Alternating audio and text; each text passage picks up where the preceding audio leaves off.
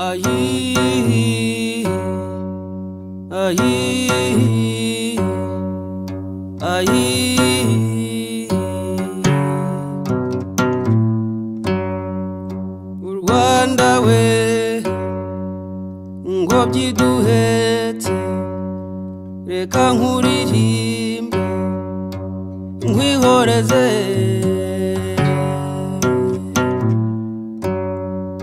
Ndibuka, uribuka, turibuka, twiyubaka. Ndibuka, uribuka, turibuka, twiyubaka. Ihorere Rwanda we, abawe tuguhoze, wanyuze mu mwijima uhinduka urumuri rumurikira iyi si, ntiruteze kuzima oya. Kwibuka 30 means hope, means resilience. Kwibuka 30 should be a reminder that anything is possible when you have a great leadership. And Kwibuka 30 is also a reminder of what we don't want to see again in our country. What happened was a tragedy because of how many lives we lost, but what we have today is a proof that with the good leadership, anything is possible. So that's what I think Kwibuka 30 means to me. It means hope. Kwibuka 30 years, as someone who was born after the genocide, it means a lot more to me because I'm understanding that I'm getting into that age where I'm stepping into the shoes of those who liberated us. Those who liberated us at the time were my age and slightly a little bit older. So that means that my role is even more crucial now more than ever. So if I'm not understanding my history, if I'm not understanding what my role is, that means that Kwibuka in the next 30 years could be something completely different if I don't start the action now. So the place became small. Moving to a new venue, we thought it was going to be a bit bigger, but this also shows you how thirsty the young people are about learning the past, and this also shows how much we need to invest in the resources to educate the young people about our past, like that we can be able to prevent the genocide to ever happen again.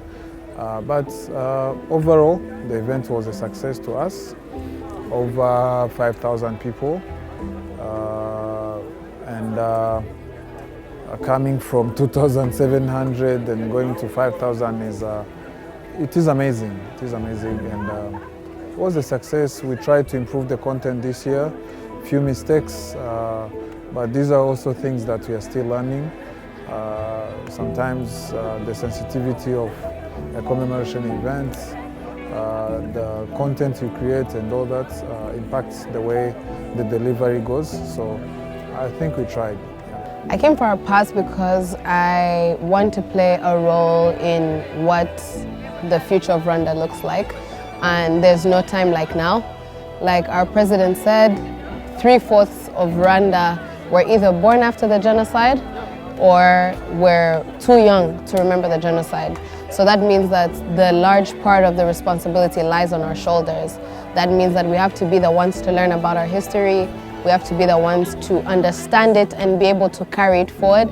But most importantly, we have to be ready to carry that torch forward and take on what our leaders have built.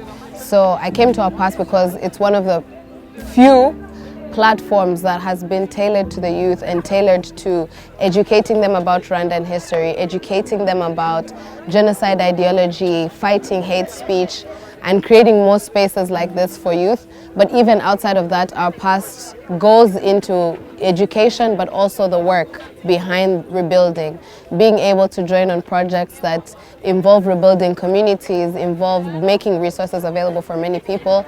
I think that's what makes this experience 10 times richer, and I will continue to show up every single year after that, even when I'm not part of the youth. So this year we just relaunched menstrual hygiene management room for the GS Kabeza.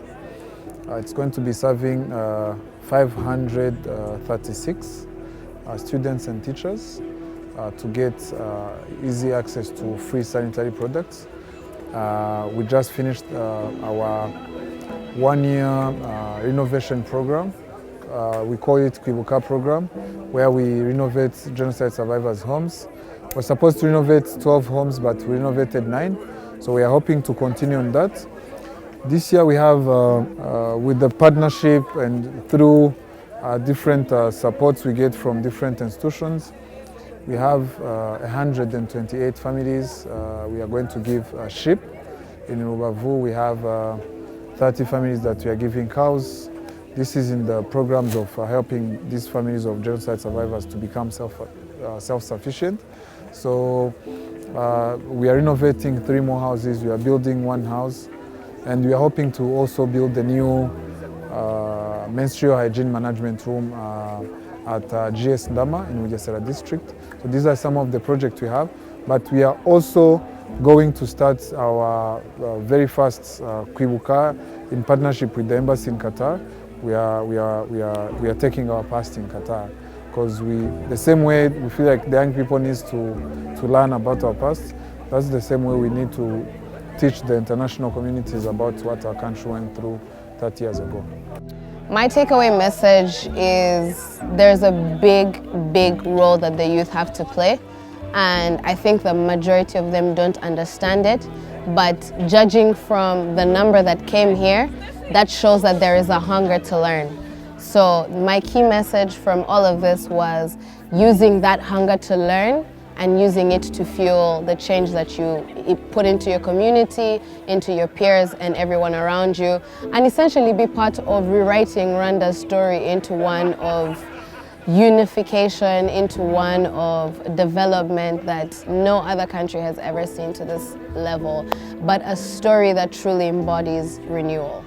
I think number 1 is educating yourself, because you can obviously not retaliate the wrong opinions of people if you yourself are not educated. So the first thing is to make sure that you have all the right resources and understanding of what you're going to be going up against, because there's no way we can combat all of those ideologies confidently if we ourselves are not well educated. So the first thing I want to urge the youth out there, be educated about your past, be educated about your role, have those crucial conversations with your parents, different people within your community.